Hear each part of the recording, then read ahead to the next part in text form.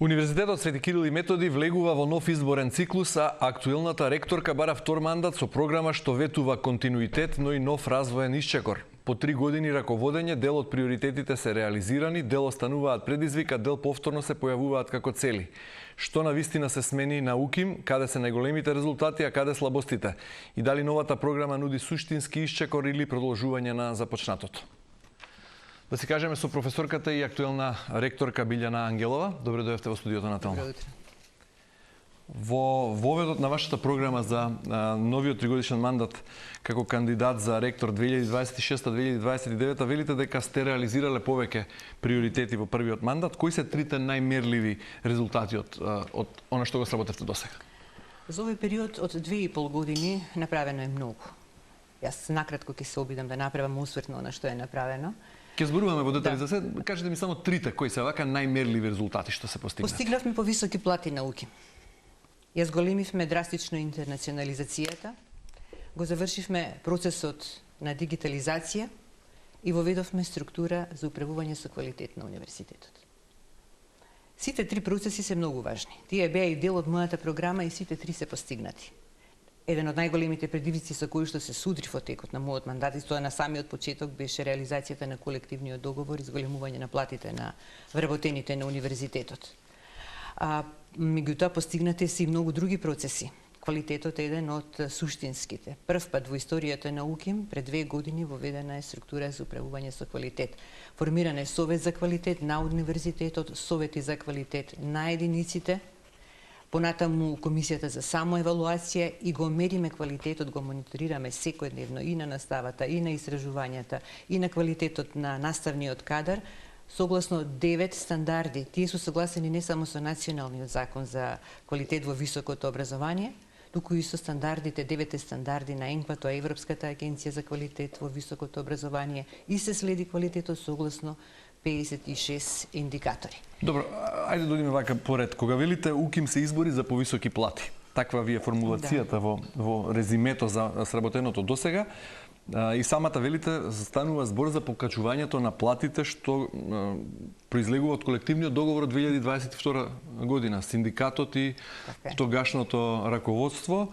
Што точно е ваша заслуга во тој процес? Дали тоа не е заслуга на претходниот ректор? Вака сега. Во претходниот период беше потпишан колективниот договор, беше објавен во службен весник.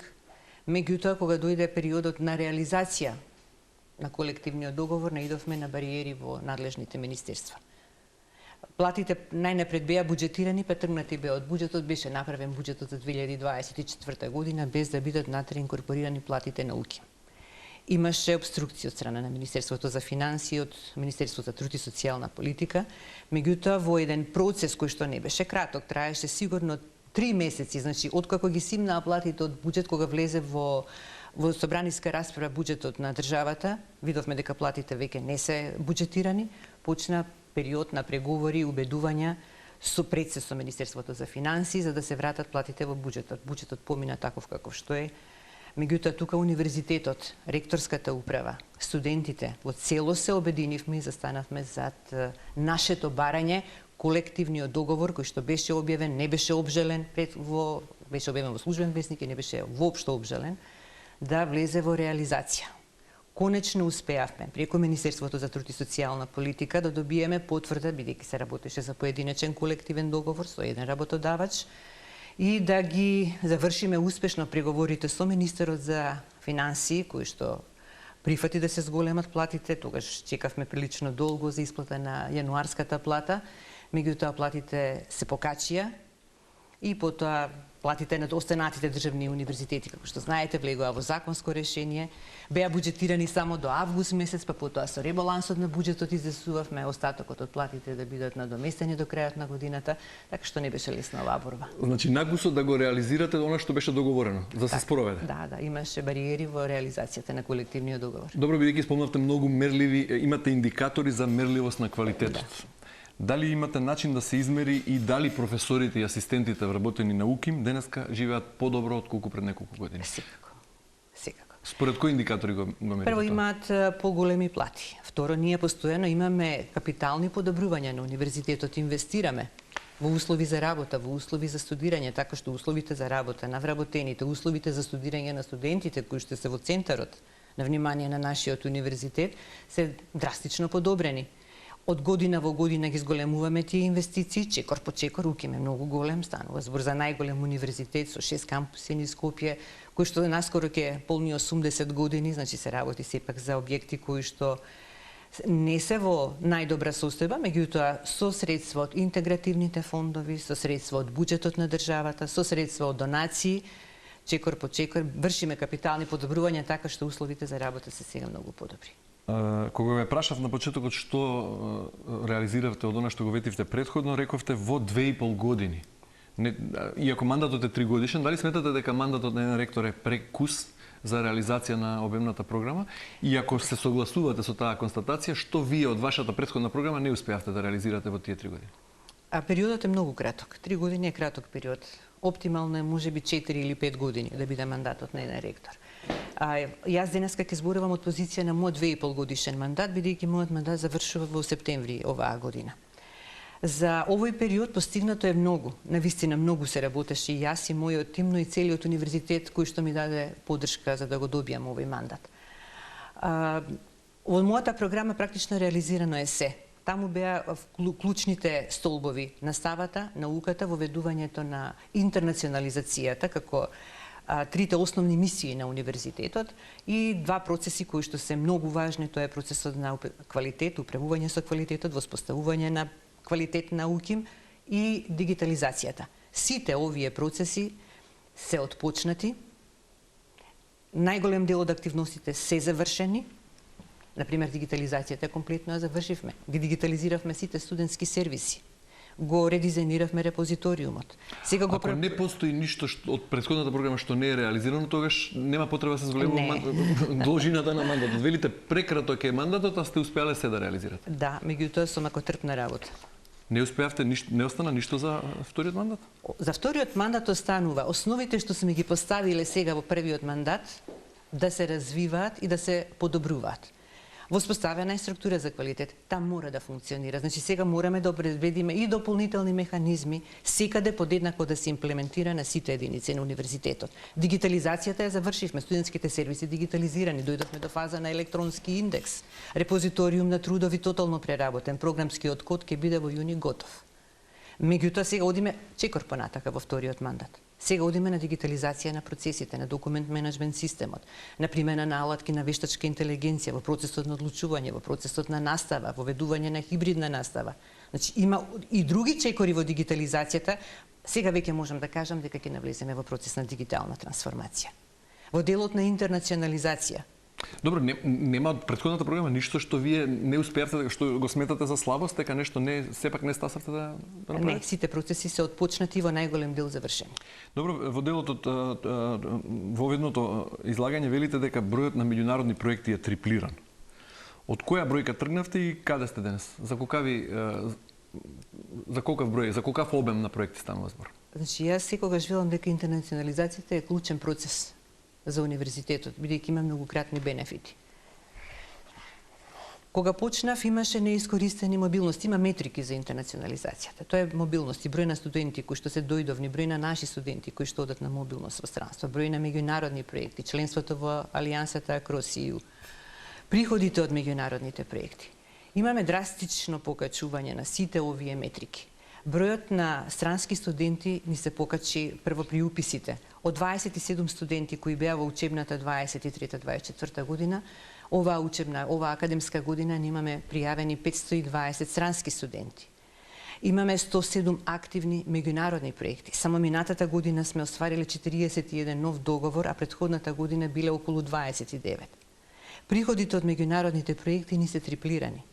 Со тоа расте не само финансиски бенефит за универзитетот, туку имаме и трансфер на ноу-хау, имаме вмрежувања, имаме трансфер на знаење, значи многукратни се бенефитите од интернационализацијата и она што е многу важно и морам да го истакнем и се гордеам со тоа, станавме членка на Алијансата Акросију.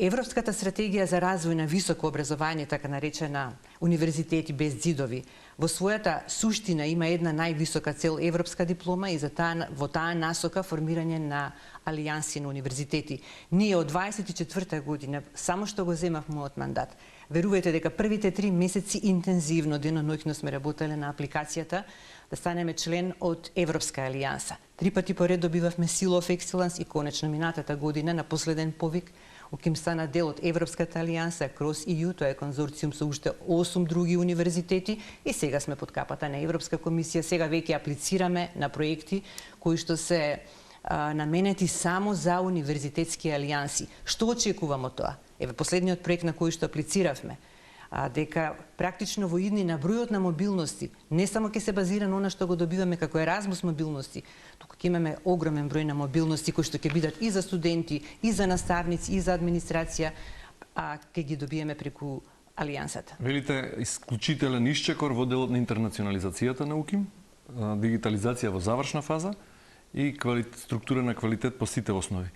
Зошто тогаш овие 3 теми се клучни столбови во новата програма? Затоа што мора да ги одржуваме. Како што велиме, мора да има континуитет. Нешто ново во вториот мандат? Секако. Значи, ние сега сме почнале, сме воспоставиле структурата, ги градиме, например, во квалитет кога споруваме. Годишни акцијски планови имаме на ниво на универзитет и на секоја единица. Меѓутоа, сега почнуваме со обуки. Ние направивме 45 обуки за продекани за настава, за наставници, за советите за квалитет. И мораме да продолжиме и во иднина, за да можеме годишните акцијски планови на факултетите да ги направиме уште подобри. Со годишните акцијски планови, сега прави секој факултет годишен акцијски план на почеток на учебната година. Па ги нотира сит по индикатори, се што треба да се постигне и како да го подобри квалитетот. Па кога ќе заврши периодот, поднесуваме извештај, односно поднесуваат извештај до Универзитетската комисија. На тој начин го следиме по сите 56 индикатори квалитетот. Гледаме каде ни се гаповите, добиваат менторска поддршка од страна на Советот за квалитет, секој од советите на квалитет на единиците, така што овој процес мора да продолжи во иднина. Со нова, сега воведуваме нови алатки. Значи, например, евалуација комплетна на студиските програми, на студентите, на вработените, на администрацијата. Одиме чекор понатака за да го подобриме квалитетот. Добро, ајде да одиме и сакав да ве прашам, спомнавте раст на бројот на студенти, меѓутоа претходно вашиот против кандидат, професорот Дарко Данев, беше гостин во ова студио минатата седмица и рече дека негов впечаток и во неговата програма и како оценка дава дека УКИМ во изминатиот период повеќе бил наблюдувач отколку активен создавач на процеси. Како одговарате на оваа критика? Не би се согласила дека е така. УКИМ секогаш имал став по стратешки прашања, по битни работи. Сметате дека беше доволно гласен УКИМ во однос на клучните општествени прашања што се случуваа во изминатите години? Да, секако. За кое прашање се произнесовте конкретно? Секогаш сме се произнесувале за сите клучни прашања. Ќе почнам од ова последниве, па можеби ќе се навратам наназад. Се донесе законот за високо образование, закон за квалитет, закон за научна истражувачка работа, трите клучни закони кои што го детерминираат нашето работење. Секогаш по сите стратешки прашања УКИМ во една инклузивна постапка завзема ставови. Тоа значи дека или преку работни групи, или преку јавна дебата што ја спроведуваме на сите единици, па ги сублимираме ставовите по тоа. Преку ректорска управа, преку Сенат ги доставуваме до надлежните министерства, до јавноста и работиме на нивна имплементација. Кога се работи, последно, она што е многу важно за нас, закон за високо образование, ние ги формулиравме сите наши забелешки и ставови.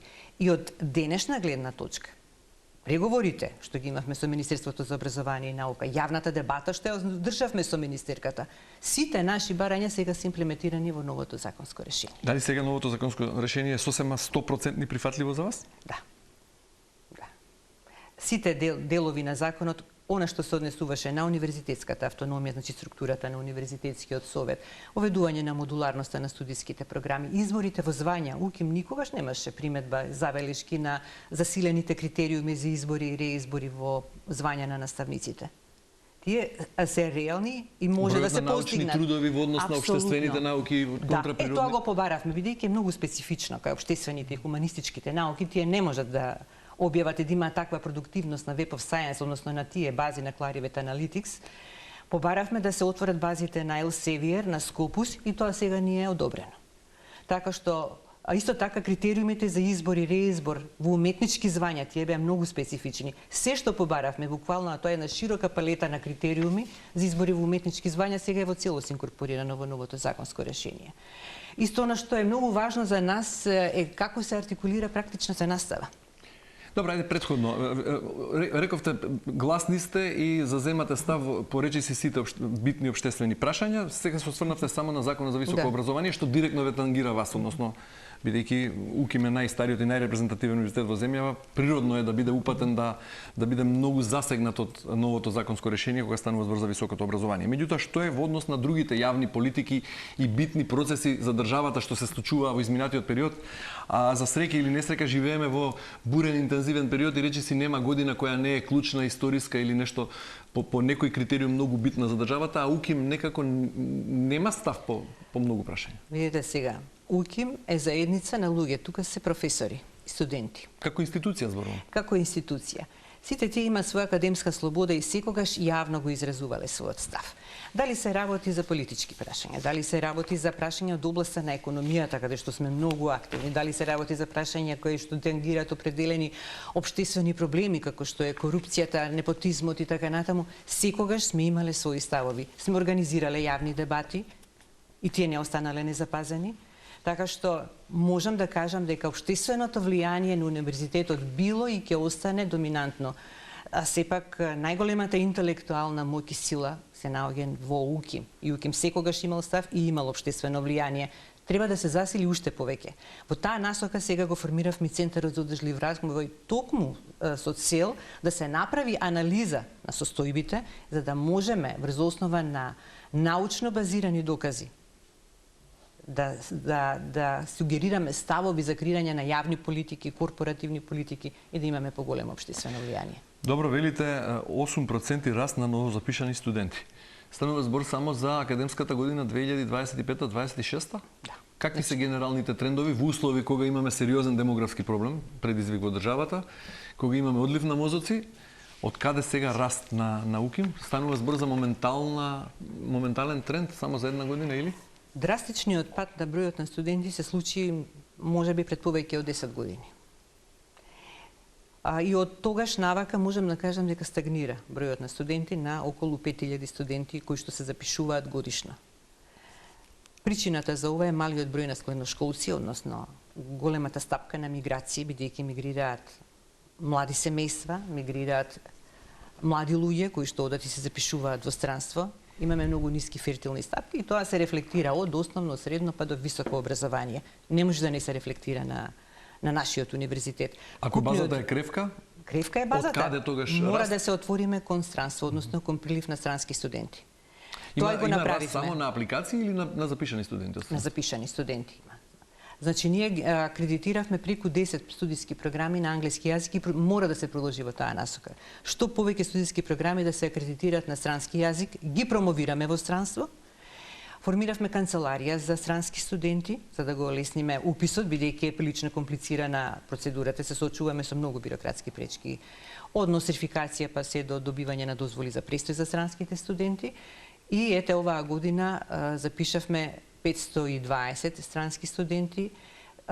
Исто така и кај бројот на домашни студенти има раст. Ние имавме предходната година минимален раст околу 2-3%, меѓутоа оваа година заради зголемениот број на странски студенти имаме 8,3% раст на вкупниот број на студенти и мораме во иднина да се отвараме се повеќе. Велите, и тоа е метрика на интернационализацијата. Од каде доаѓаат најголем број на странските студенти? Најголем дел од странските студенти доаѓаат од Турција и најмногу се запишуваат на програмите на ФИНКИ, значи за компјутерско инженерство, потоа на медицинскиот факултет, на стоматолошкиот факултет, на ветеринарна медицина, има и на економскиот факултет, има и на правниот факултет, значи би требало повеќе да се акредитира студиски програми на техничките факултети за да го уште повеќе привлечеме бројот на странски студенти. Добро, рековте дека сте го подобриле квалитетот на живот на вашите вработени, на професорите и асистентите на УКИМ. Што е со студентите? Што направивте конкретно во изминатите 3 години за подобрување на студентскиот стандард? Дали студентите на УКИМ денеска може да кажат се дека живеат достоинствен студентски живот? За студентите на УКИМ направено е многу, во рамките сепак на нашите можности. Тие ни се најважни. Универзитетот постои пред се за студентите. Нашата одговорност е насочена кон студентите, да добијат прво квалитетни студиски програми. И тоа постојано го правиме, се подобруваме, ги прилагодуваме на потребите на пазарот на трудот. Го формиравме Центарот за кариера. Во овие 2,5 години добивме донација, сертифициравме 5 кариерни советници. Сакаме во иднина не само да влијаеме и да им помагаме во креирање на нивните кариерни патеки, туку и да направиме баланс меѓу нивното ментално здравје и помеѓу нивните кариери. Затоа се ангажирани низа работилници со психолошки советувалишта за потребите на студентите. Даваме стипендии, имаме фондација. Атанас Близнаков е наша фондација во Соединетите Американски држави. Секоја година преку оваа фондација на УКИМ даваме по 150 стипендии, по $2.500 годишно. Само за романски? Не, за сите студенти. А од друга фондација, тај Константин Стојанов, даваме стипендии само за романистика. Прв, втор, трет циклус, комплетно финансираме се. Тоа се по €2000 школарини. Потоа го реновиравме комплетно Универзитетскиот културен центар, уште како проректор за финансии го направив тоа, заедно во соработка со Универзитетското студентско собрание. Реновиравме неколку факултетски студентски собранија. Во моментов се работи голем проект за реновирање на Факултетското студентско собрание на Техничкиот кампус. Ја реновиравме домот за постдипломци, докторанти Атанас Близнаков, каде што сместуваме исто така наши студенти кои што доаѓаат од надвор. Треба да се доврши со овие инвестиции. Комплетно реновиравме лекторската зграда. Обезбедивме стипендии за тројца докторанти кои што може да одат и да прават докторски истражувања во Ен Арбор, во Мичиген. Понатака... Добро, ајде вака. Дигитализацијата беше голем дел од процесот, оценувате дека е во завршна фаза. Колку административните и академски процеси на УКИМ се навистина дигитализирани? Што е сменето за студентите и професорите во секојдневниот начин на функционирање? Сервисите кои што ги добиваат студентите преку студентски прашања, значи комплет се дигитализирани. Ние сме спремни во моментов, ако имаме законско решение, утре да ни каже да почнеме да издаваме електронски индекс, електронска транскрипција на оценки, спремни сме комплетно. Втора работа беше репозиториумот на трудови. Многу ни е важен заради тоа што тука аплаудираме се што објавуваме. Тој е сега комплетно редизајниран за потребите на професорите, кои што ги аплаудираат своите трудови таму, и се работи на преработка на програмскиот код најнов системот. Кога бевте минатата во трка за претходниот мандат, 2023 година, во април и во мај, мислам дека тогаш имаше 6 кандидати за ректор. И тогаш и направивте јавно соочување на програмата на Телма, на Топ Тема. Дали вие, дали некој од вашите кандидати, не можам точно да кажам, меѓутоа генерално беше кажано дека колку пари толку музика. Односно, колку пари толкав квалитет на УКИМ и на меѓународните ранглисти и во однос на целиот образовен процес. Дали сега со новиот закон кој велите дека е 100% добива ваша поддршка и е усогласен со вашите забелешки и барања, обезбедува финансиска независност, автономност на УКИМ и доволно пари за научни трудови и за научна дејност, што ќе му овозможи подобро место на УКИМ на тие меѓународни ранглисти. Ако е направено волку многу, колку што велите, зошто УКИМ и натаму го нема, не може ни да помисли за да се појави на таа најпрестижна шангајска листа и повторно заостанува за голем број на универзитети во регионот? Шангајската листа е најпрестижна светска листа на рангирање. На таа листа 35% од купните бодови носат алумни или вработени нобеловци или професори кои што се носители на Филдс признанија, Филдс награди. Останатите критериуми 40% се објавување на трудови на Web of Science и таму се наведени дури и базите. Особено високо се рангирани трудови објавени во Nature and Science. Тие се релевантни најмногу за природни науки и за медицина. И последниот критериум, исто така критериум за вреднување High Citation Index, значи објава на трудови кои што имаат висок индекс на цитираност и потоа просек од овие критериуми. Значи Шангајската листа е прилично, има строги критериуми. Ние прв пат се најдовме на QS листата, на европската QS листа, главната листа за Европа пред 2 години, а ланската година и на D листата. Тоа се, значи на најдолните позиции. Па не сме на надолните. Значи на 440 место сме на QS листата, на 1500 плюс сме на Д листата. Таму, например, на Д листата има на 20.000 универзитети. Но сепак заостануваме за голем број на универзитети во регионот. Да, заостануваме. Зошто? Заради тоа што имаме мал број на објавени трудови со импакт фактор. Ние имаме минатата година околу 500 трудови објавени, од тоа 100 со грешна афилијација, па не ни ги признаваат, а потребно е да објавиме 3 пати поише од ова што објавуваме, за да почнеме да дојдеме до 1000-то место на Шангајската листа. Зошто не објавуваме? Зошто се професорите демотивирани да го прават тоа? Да се занимаваат со наука? Не се демотивирани. Прво, постојниот закон кој што ние за високо образование апсолутно нема критериуми со кои што ќе ги обврзат професорите да имаат поголема публицистичка дејност и поголем број на истражувања. Факт е дека потребни се поголеми средства за истражување и наука.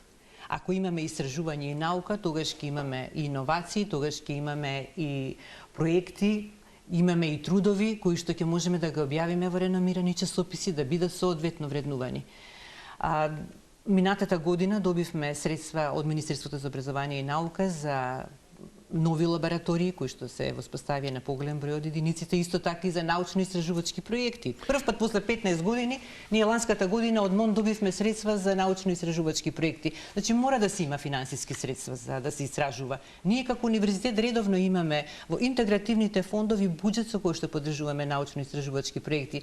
Меѓутоа можеби нешто треба да се промени во тој дел.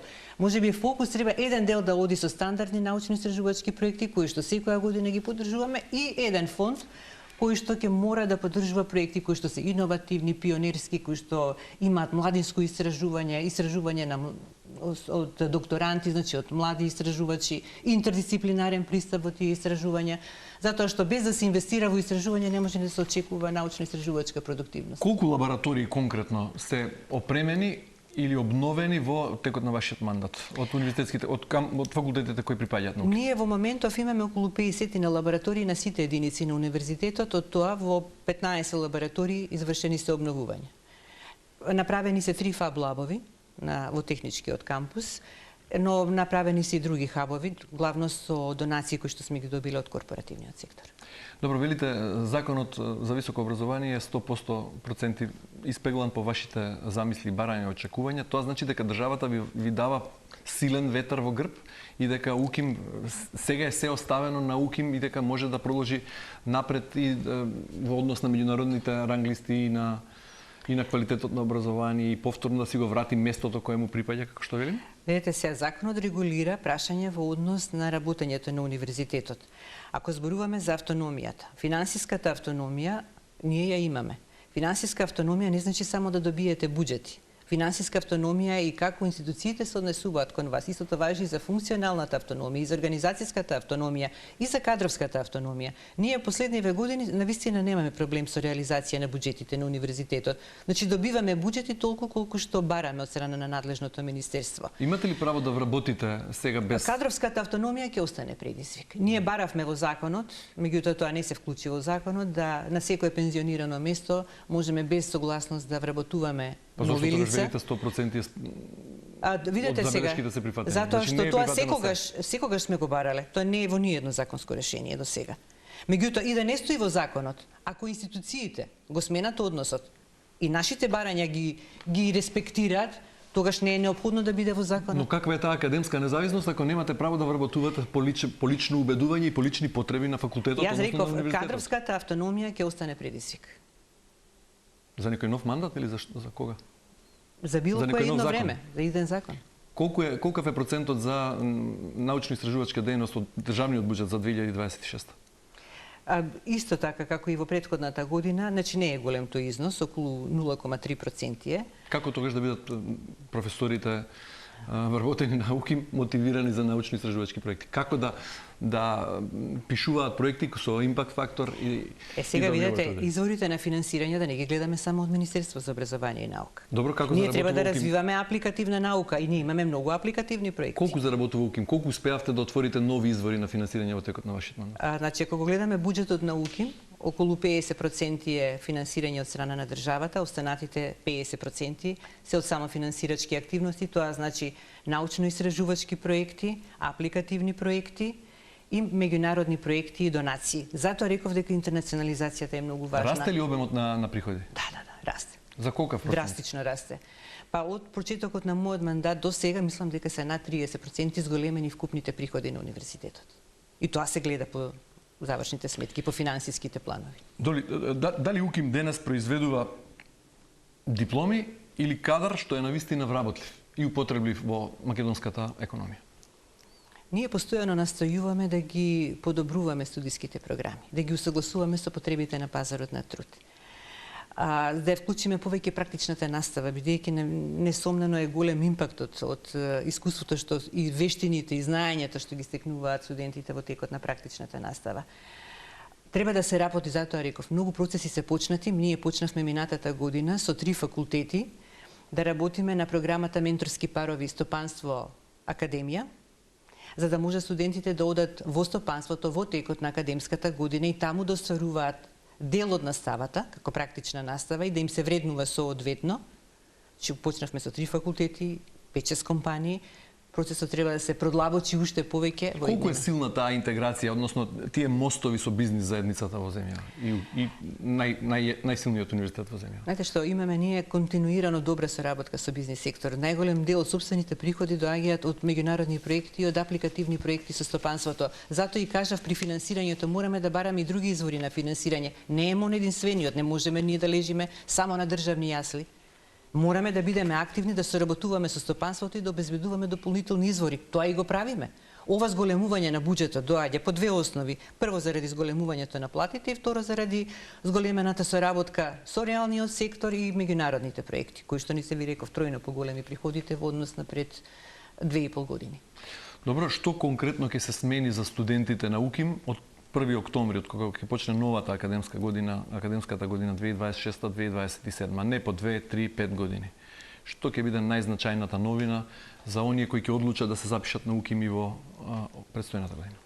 За оние што ќе одлучат да се запишат на УКИМ, основно е дека ќе добијат квалитетно знаење, затоа што дипломата на УКИМ отвара врати сегде во светот, не само тука. Дипломата на УКИМ не е респектирана на домашниот пазар, меѓутоа нашите студенти кои ќе отидат во странство се подеднакво респектирани. Имаме алумни низ целиот свет кои што се на видни менаџерски позиции. Имаме алумни и направивме мапирање во изминатиот период околу 600-700 професори кои што предаваат на реномирани странски универзитети. Ќе продолжиме во насока да бидеме што покомпатибилни со пазарот на трудот, ќе продолжиме во насока да ги инкорпорираме најновите научни сознанија и резултати во наставата, да отвориме нови иновацијски хабови, да воведеме алатки за вештачка интелигенција и во наставата и во истражувањата. Ама тоа е да. Да. Значи ние сме почнале, веќе почнавме да набавуваме, ама мораме да ги обскрбиме сите единици. Добро, ако сега го почнувате вашиот прв мандат, што би направиле поинаку? Мислам дека не би направила ништо поинаку. Треба многу голема посветеност, многу работа и отвореност, затоа што сите идеи доаѓаат од единиците, од факултетите и од институтите. Професорка Ангелова, пред крајот, пред да ви се заблагодарам за учеството во денешното издание, да се кажеме, можност 30 секунди како и на вашиот против кандидат, во 30 секунди зошто академската заедница треба повторно да ви даде доверба на изборите што ќе се одржат веќе идниот вторник, 28 април, најстариот, најрепрезентативен и најголем универзитет во земјава избира ректор за наредниот 3-годишен мандат. Повелете 30 секунди. Обратете им се на вашите избирачи, колегите. Мојот мандат го барам заради тоа резултатите кои што беа постигнати во овој постоен мандат.